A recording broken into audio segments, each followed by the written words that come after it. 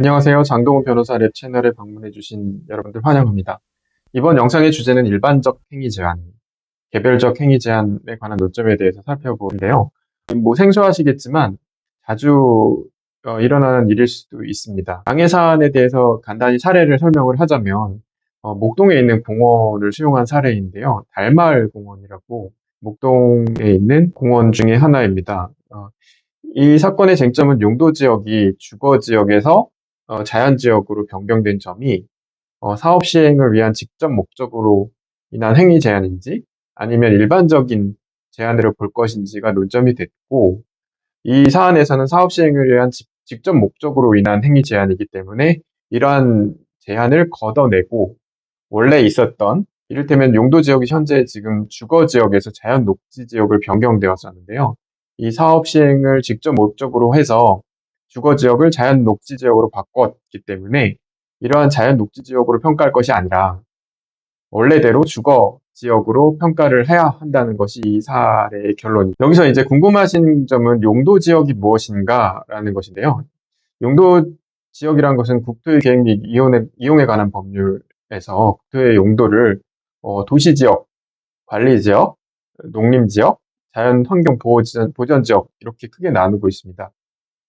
그래서 이제 도시군관리계획을 결정해서 도시지역은 이제 주거지역, 상업지역, 공업지역, 녹지지역으로, 그리고 이제 관리지역은 보전관리지역, 생산관리지역 이런 지역으로 세분화해서 지정을 하고 있습니다. 당해사는 이제 도시지역의 경우인데요. 목동이 도시지역이죠. 그래서 구체적으로 더 들어가서 이게 주거지역인지 아니면 녹지지역인지에 대한 것이 논점이 되었던 사안입니다. 여기서 잠깐 언급을 해야 될 것이 감정평가에 있어서는 당의 편입 토지가 있으면 이 편입 토지와 비교할 수 있는 비교 표준지를 두고 그것을 선정을 해서 이 거래 사례까지 같이 보면서 이 편입 토지의 구체적인 가격을 결정하게 되는데요. 당해 사례가 만약에 용도 지역이 도시 지역 안에서 주거 지역이면 비교 표준도 역시 주거 지역으로 선정을 해야 하고요.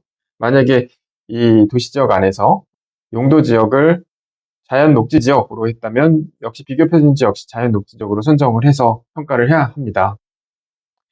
비교 표준지는 특별한 사정이 없는 한 도시 지역에서는 농지 지역을 우선으로 하게 되는, 용도 지역을 우선으로 평가를 하게 됩니다. 뭐 도시 지역 외에서는 현실적 이용에 따른 실제 지목을 우선하여 선정하기도 하는데요.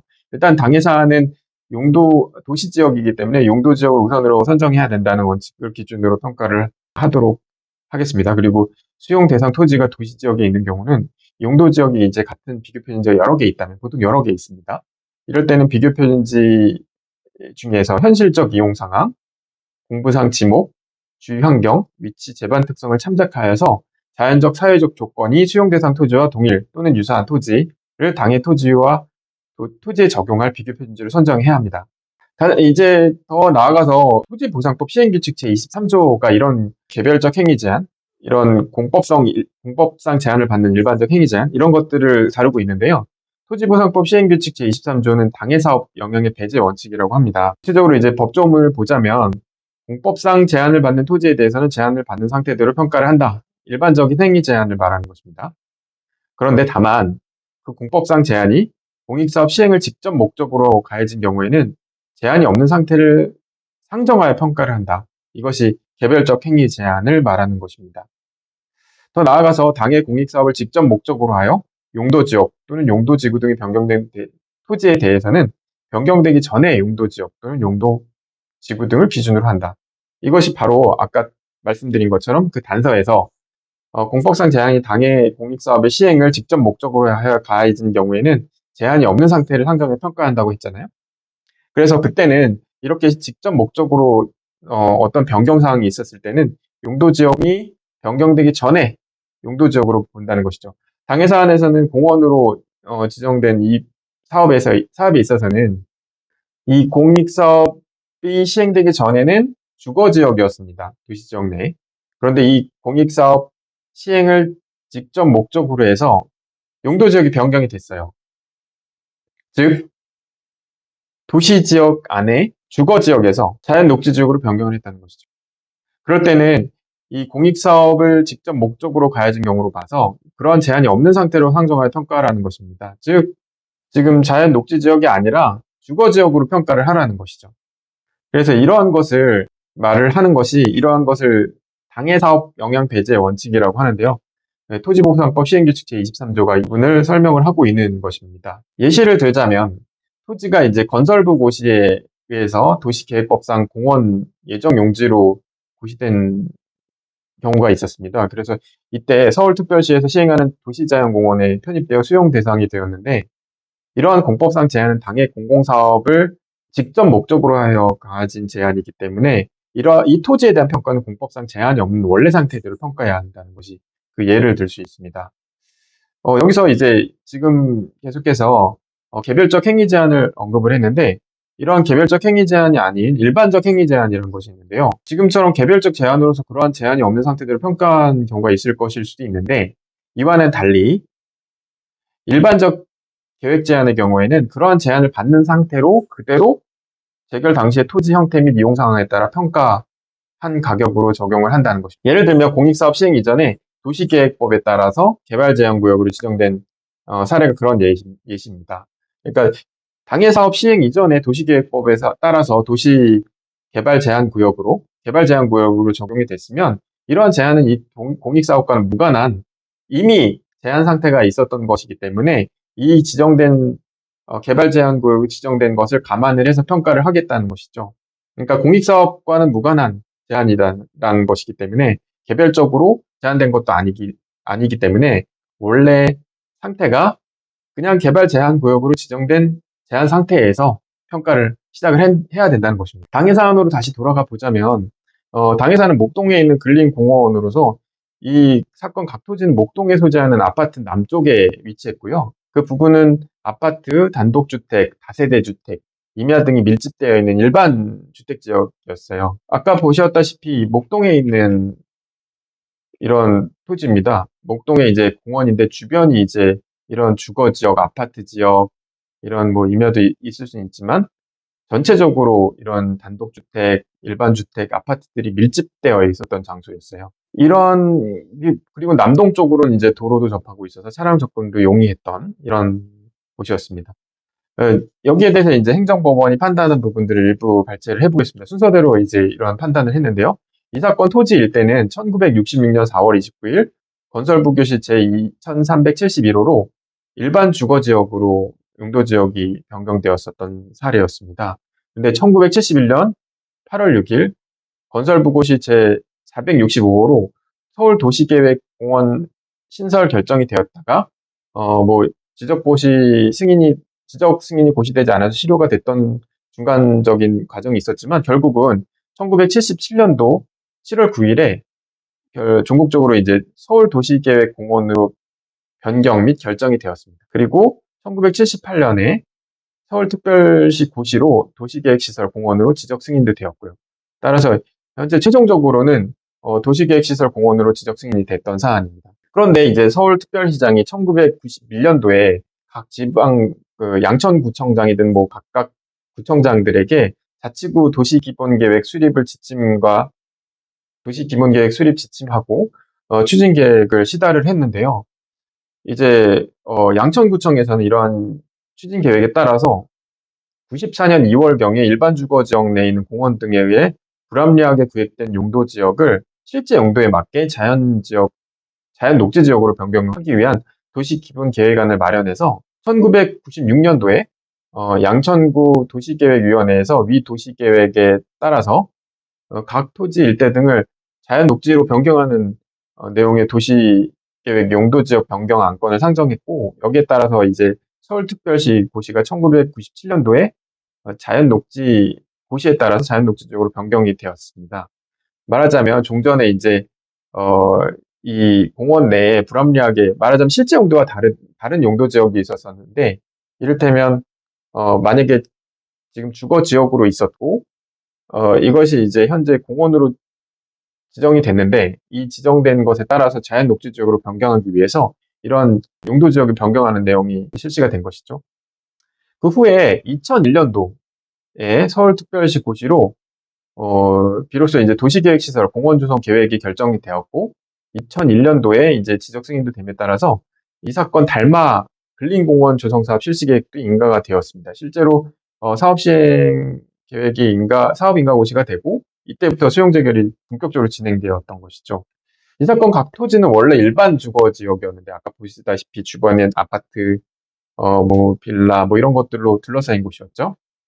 이 사건 각 토지 일대를 공원구역으로 조성하기 위해서 1977년도에 도시계획 공원 변경 결정이 이루어진 다음에 97년 1월 22일에 용도 지역이 자연녹지 지역으로 변경됐고 약 20년 정도 후죠. 그리고 그 후에 이러한 피고가 구체적으로 이제 사업 인정고시나 이런 것을 통해서 달마을 근린공원 조성사업으로 편입되어 조성사업이 실시되었다는 것입니다.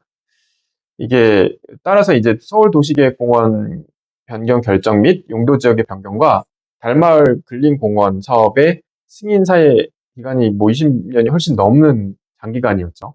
이런 이제 공원 변경 결정 및 이 사건 근린공원 조성 사업의 시행을 위한 일련의 조치는 이제 각각은 이제 선행 조치, 후행 조치가 이렇게 나눠져 있습니다. 공원 결정, 그리고 이제 공원 조성 사업 시행, 이런 것들이 이제 순차적으로 진행되고 있었던 것이죠.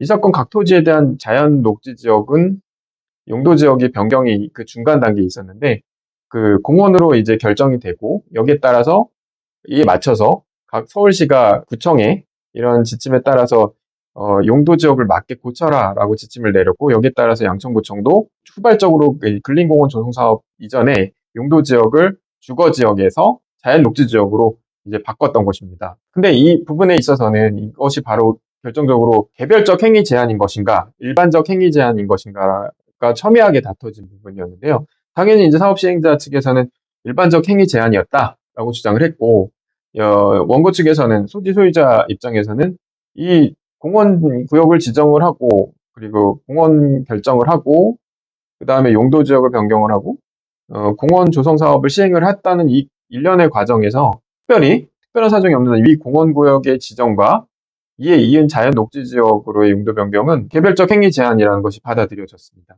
그래서 법원에서는 이러한 용도 변경은 그 이전 상태로 돌려놓고 평가를 해야 된다는 것이죠. 따라서 이 사건 토지에 대한 도시계획 공원 결정 및 주거지역에서 자연녹지지역으로 용도지역 변경 그리고 근린사업 시행 일련의 조치에서 이 용도지역의 변경은 공원 결정 및 근린사업 사용 시행의 중간에 있어서 연이은 것의 가운데 있잖아요. 이 사건의 근린공원 조성사업을 직접 목적으로 한 것이라고 본 것입니다. 그래서 용도지역은 도시계획 공원 결정, 그리고 용도지역 변경, 그리고 근린사업 시행, 이 중간에 있었던 일련의 절차 과정이 있었기 때문에 이 용도지역은 현재의 자연녹지 지역이 아니라 주거지역으로 평가해야 한다는 것을 결론 냈습니다. 이와 유사한 사례가 대법원 1995년도 판결인데요. 94루 138779 판결에서 비슷한 사례를 언급을 했습니다. 즉, 구지방공기업개발법에 따른 지방공업장려지구를 지정하고 그리고 국토의 이용관리법에 따른 공업지역 지정과 이 산업 입지 및 개발에 관한 법률에 따른 사업 실시 계획 승인 사이의 기간이 이례적으로 장기간이더라도 즉 사업 시행자는 이런 기간들이 너무나 장기간에 있었기 때문에 이런 일련의 과정들이 비록 그 직접적인 목적처럼 보이지만 너무나 오랜 동안 이루어졌기 때문에 그 인과관계가 좀 느슨하다는 거죠. 그래서 이런 부분에 있어서는 일반적 행위 제한이라고 주장을 대부분 합니다. 다만 이렇게 이 판례가 공통적으로 언급하는 부분은 이 점입니다. 이례적으로 장기간이더라도 혹시라도 이렇기 때문에 장기간이기 때문에 일반적 행위 제한처럼 보일지라도 이러한 공업단지의 지정은 그 사업 시행을 위한 일련의 조치 중에 선행 조치였고 그 토지 역시도 용도지역을 그 중간에 지정을 변경을 하고 그리고 공업단지 지정에 따라서 토지 가격을 평가할 때는 이러한 공업지역의 지정 변경 같은 경우는 특별한 행위 제한이기 때문에 이러한 것을 드러내고 이런 인과관계 없다라고 생각을 하고 이 인과관계가 직접적이기 때문에 이 부분을 없앴던 것으로 즉 공업단지를 지정을 하고 그리고 산업 입지 및 개발에 관한 법률에 따라 사업 실시 계획을 승인한 경우에 그 중간에 공업지역을 지정을 하는 변경을 했다는 것이죠. 이러한 것은 이제 1년의 과정이고, 그리고 공업단지 지정은 이 사업 실시 계획 승인의 선행 조치로서 이 공업지역 지정을 중간에서 변경을 했다면 용도지역의 변경은 원래대로 개별적 행위 제한을 배제하는 원칙에 따라서 이 영향력을 배제를 하고 공업지역 지정이 없었던 걸로 그 종전의 용도지역으로 평가를 해야 된다는 것입니다. 자, 이처럼 일반적 행위 제한과 개별적 행위 제한의 경우를 잘 구분을 해서 당해 사업의 연속선상에 있는 사업 시행을 직접 목적으로 하는 제한은 그러한 제한이 없는 것으로 전제를 해서 평가해야 된다는 것이 이번 사례의 핵심입니다. 따라서 이런 제한이 긴 기간 동안 이루어지기 때문에 말하자면 어떤 도시계획 시설 지정이나 이런 계획 결정이 있었고 나중에 이제 당해 사업의 시행이 있었을 때 그 중간에 용도 지역을 변경을 하는 것이죠. 원래 사업 목적의 일련의 과정에서 이러한 용도 지역의 변경이 필수적으로 수반된다고 보고 중간에 이런 용도 지역을 변경했을 때는 상당한 가격 차이가 날 수밖에 없습니다. 그래서 이 용도 지역의 변경이 이런 사업의 일련의 과정에서 거친 중간 단계에 있었던 것이고 이것이 서로 인과관계가 있어서 이 당해 사업을 직접 목적으로 하는 행위 제한인 경우라고 판명이 된다면 이 부분을 덜어내고 원래대로 종전대로 평가를 해줘야 된다는 것이 이 원칙이기 때문에 이런 부분은 아주 통시적으로 오랜 기간 동안 있었던 사례를 검토를 하고 용도 지역을 면밀히 검토를 해서 과거 10년, 20년 말하자면 처음 실시 계획이 있었던 도시계획 시설 지정이 있었던 때와 현재 사업 시행이 상당히 많이 떨어졌을 때, 이를테면 공원 지역이 대부분이 이제 4, 50년 정도 간격이 있는데요. 그 중간에 용도 지역이 변경됐을 것이라는 예상을 한번 해보고, 중간 단계에서 종전에 이를테면 주거 지역이었던가, 뭐 공업 지역이었다, 이런 지역에 있었던 상황이면, 현재 자연 녹지 지역이 있더라도 한번 의심을 해보고, 이런 자료를 한번 찾아보시기 바랍니다. 그리고 이런 것이 행위 제한의 직접적인 목적을 가지고 개별적 행위 제한일 경우에는 반드시 종전, 이를테면 자연 녹지 지역이 아니라 주거 지역으로 평가를 해야 된다는 것이 대법원 판례와 행정법원의 결론입니다. 이런 부분을 잘 유심히 살펴보셔서 행위 제한에 대해서 반드시 살펴보셔야 하겠습니다. 그래야 정당한 보상을 충분히 받을 수 있게 됩니다. 이상 행위 제한에 대한 유의할 점을 살펴보았는데요. 계속해서 이제 다음 시간에는 이런 개별적 행위 제한에 관련된 비교 표준지 선정의 위법성에 대해서도 추가적으로 한번 검토해 보도록 하겠습니다. 이상 장동훈 법률 랩이었습니다.